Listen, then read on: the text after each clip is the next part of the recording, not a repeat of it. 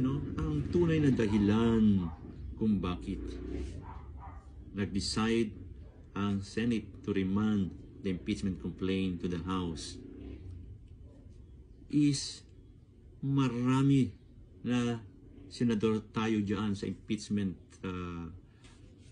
court na natatakot, naduwag, naninimbang, ayaw manindigan. Yan ang masasabi ko. Obvious na obvious naman. Ha? Ngayon, may mga senador dyan na may tuturing nating talagang hindi na marunong o hindi na magbabago. Sunugin man ang kanilang kaluluwa sa impyerno. Hindi na yan magbabago.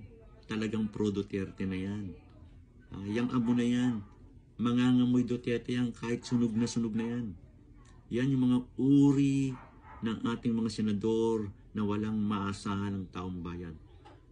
Kapag nagkaroon ng issue ng conflict between the interest of the public and the Duterte's interest, wala tayong maasahan na yan ay maninindigan para sa interes ng bayan. Puproteksyonan yan ang mga Duterte. Sino-sino ito?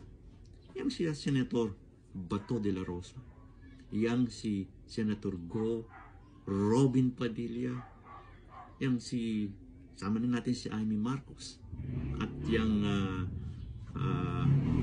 Villar, no? Talagang as much as possible they are trying to protect their business interests. Wala tayong masahan dyan. Ha? Yang si Bato, no? Hindi na nahiya. Kakapalan talaga ng mukha.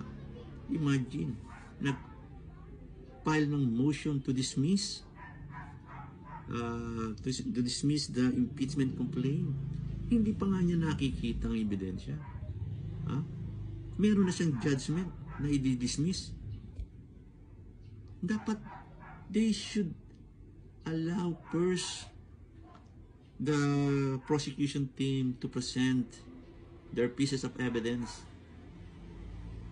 bago sila magkaroon ng judgment.